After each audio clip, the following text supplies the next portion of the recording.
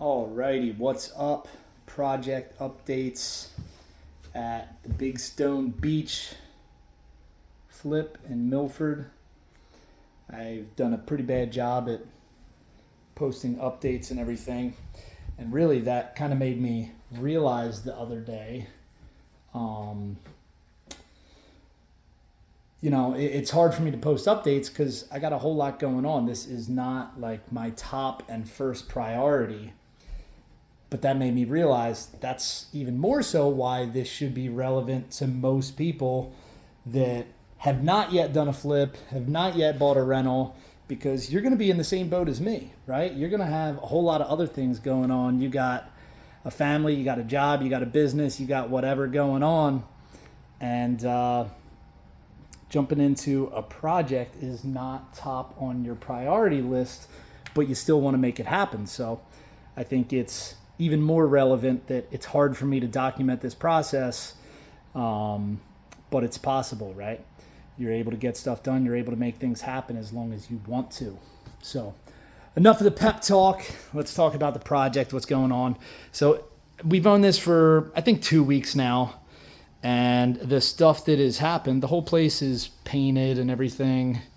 So we had somebody come in. They did a bunch of spackle touch-ups. They did in this room, if you saw my first video, you can still tell a lot in video. You can't really tell as much in real life. So with this right here, there was a piece missing. We told the guy that we wanted him to just drywall over the whole ceiling. You can't even tell in video here that this is textured, but the whole ceiling's textured, and I knew that it wouldn't blend that well. So I wanted him to just drywall over the whole ceiling. He didn't do that. He actually had no texture at all on it, and it really stuck out like a sore thumb. So we made him come back and put a texture on it at least. And like I said, if we weren't pointing at it in the video here, you would never really be able to notice. So now it is decent. So yeah, this contractor that we brought in, he was doing drywall repairs, patches, peeling all the stickers that were around the whole place, and painting top to bottom. Painted ceilings, painted walls, painted doors. There's not really much trim in here because we don't have baseboards, but painted doors and any window surrounds and all that type of stuff. I guess this light doesn't want to work. So how did that process work? Well, because I wanted to document this whole thing, and again, I did a bad job. How did we find this guy, right? That's probably the first question that a lot of people want to ask. And again, if I did a better job documenting, it's actually perfect the way that we're going through this project, because I don't know if I talked about it in one of the other videos or not, but Josh, our dispositions manager for Revamp 365, he wants to get into flipping houses. So in a lot of ways, I kind of just handed this over to him and said, hey, take the ball and run with it. And he's running point and just asking me on all the stuff. We'll talk about that. So yeah, he went on, I think he went on Angie's List. He went on Google and just tried to find, because this is not an area that I really have contacts and connections, So he went on, he found like 5 or 6 different contractors in the area. Some were specifically painters, some were GCs, and he kind of just had a conversation with all of them, vetted them.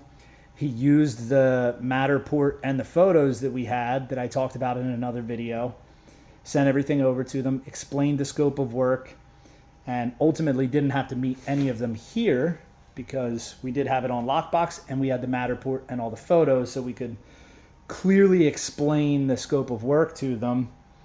And the guy that we ended up going with was, I don't know if he was the most expensive quote, but he was one of the more expensive ones. I think he was around $7,000 to do all the patches and provide material, paint the whole place. But the main reason that we ended up picking him and this was ultimately Josh's call, was all the other guys, regardless of their pricing, they couldn't get in here for like 2 to 3 weeks. So there's something to be said about that. Getting a phone call. I don't know if this is going to mess it up. There's definitely something to be said about not always hiring the guy that can start tomorrow. It's the same as if you have a tenant applicant that says they want to move in tomorrow.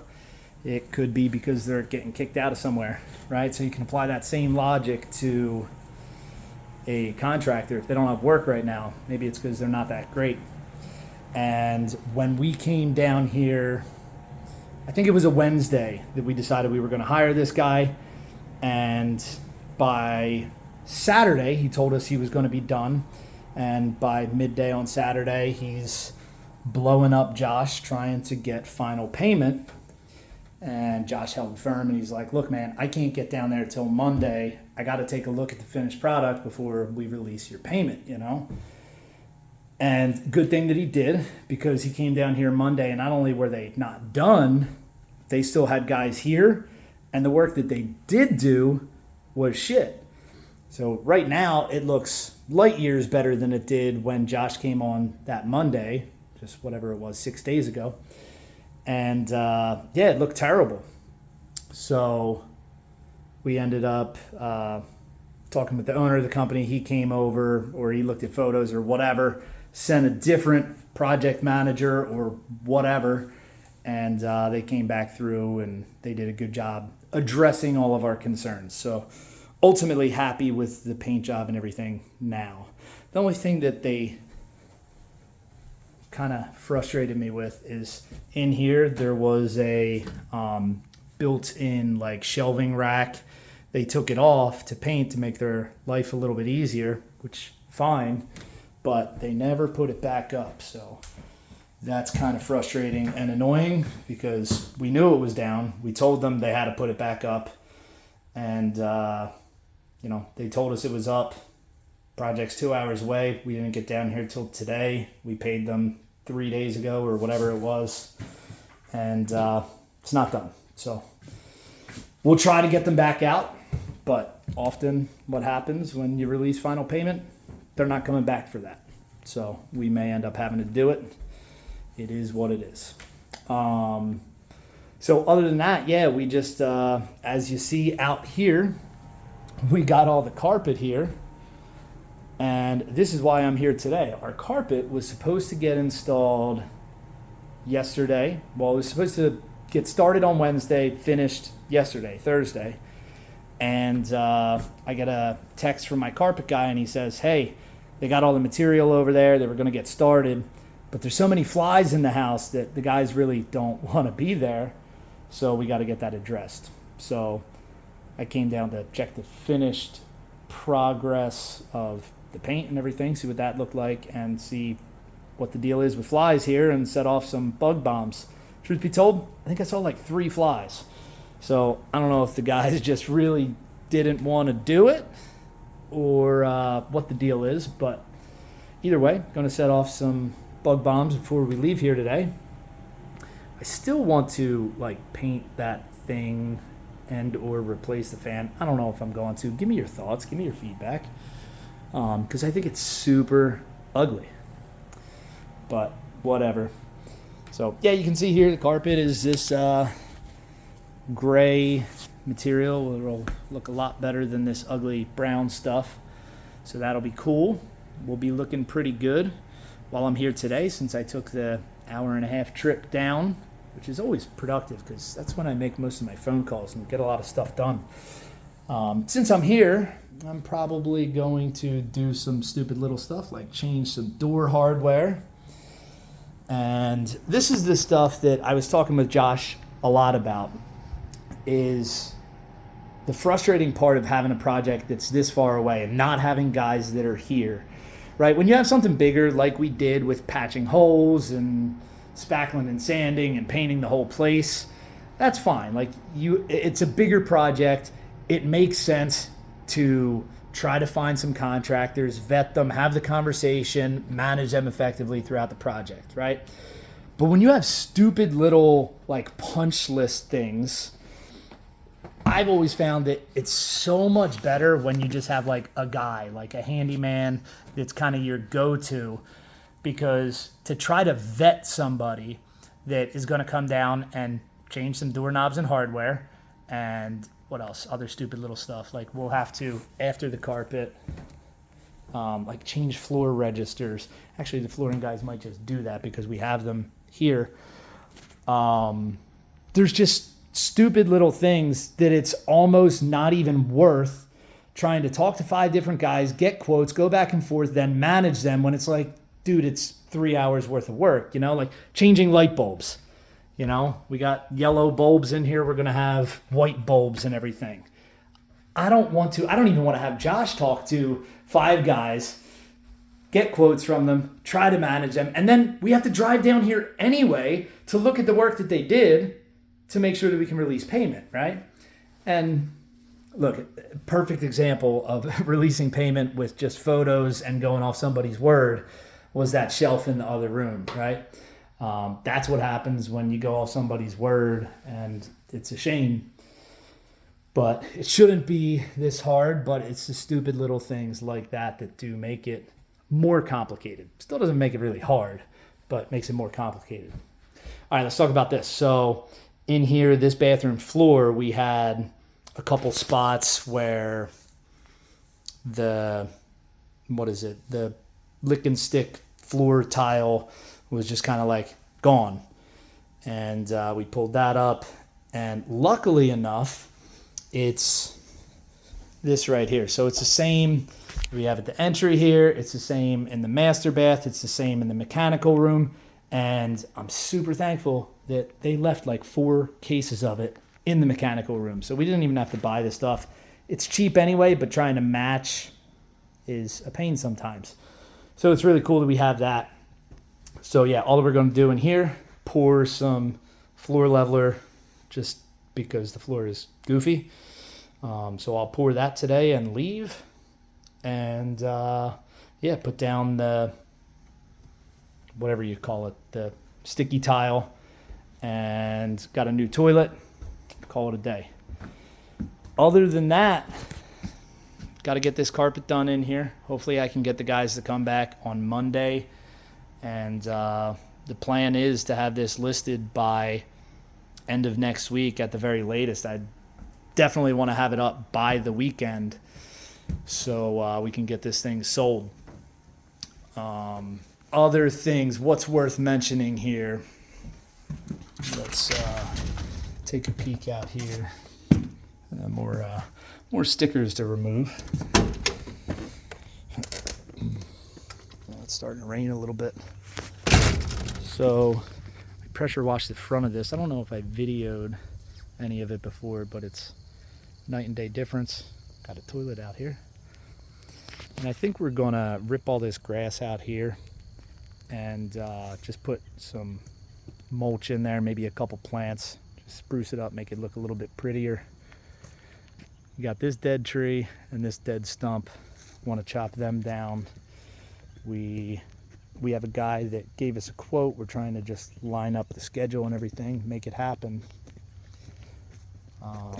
Other than that, actually, I think we got to replace this door. That wasn't a part of the plan, but it's the weirdest thing. It's almost like they made some sort of makeshift custom door. I'm not going to take it off right now, but you might be able to see here. It's like, I don't know, this outer panel is like a 1/2 inch bigger than the rest of the door, and it's got like an exterior door hinge on it. Kind of weird and ghetto, so we might have to fix that. Budget, we're doing pretty well on budget. Like I said, we spent $7,000 for the guy with the spackling, patching, painting, including all material and everything and paint. What else do we got? The stuff that we've had to buy so far, like hardware and all the other little odds and ends. I was on a Amazon shopping spree, and we were going to leave that, but I decided I'm swapping it because it was like $40 for a new one. Like I said in the beginning of this, I'm my own worst enemy, and I'm pretty bad at that stuff. What else? Kitchen. We got a new faucet for the sink. Bathrooms, new faucets. It's like they're $20, and if it makes a bathroom feel fresh, clean, and new, I think that's money well spent. Even if we end up having to pay somebody a couple $100 to install all this stuff, or I end up doing it myself if I'm feeling ambitious here and put on my headset and just make stuff happen for a couple hours. We'll see. So yeah, all in all, I think we're about maybe 10 grand in right now. We probably got, let me think through that. 7 grand painter. We probably have about $1,500 in material that we bought so far. So 8,500, and carpet throughout, I think we're 3,500 or something. So I'm bad at mental math. Maybe that's like 12 grand or something. We'll end up a little bit more between hiring a cleaner to come in, take care of a deep clean in the bathroom, kitchen, vacuuming, all that type of stuff. That'll probably be another $500 or something like that. So the plan initially was, 10 to 15 grand in rehab. I could have dialed that in a little bit more, but ultimately we knew it was a good project regardless. So didn't really go super, super deep on the initial budget, so to speak. And I don't recommend that. If it is your first project, you probably should line item every single thing and itemize everything and kind of really figure it out. Like some of the other stupid stuff that we did, changing switch covers everywhere because they were this ugly yellow. You might not be able to tell in video, but just doing stupid little stuff like that. It's like a 99-cent switch cover that I think Josh went through the whole place and swapped out all of them in an hour. And it really makes a big difference to the feel and cleanliness of the overall project. So those are the things that you should try to pay attention to. I think that covers pretty much all of it for right now. If I think of anything else, I'll pop on and do another video, but ultimately this is going exactly as we thought it would. And, if I can do this while running a company that still needs me for like 60 to 70 hours a week and being a father, like my son just had a recircumcision yesterday or Wednesday. Life happens, but you can make it happen. If I'm making it happen over here, go buy a deal. Catch you on the next one. Peace.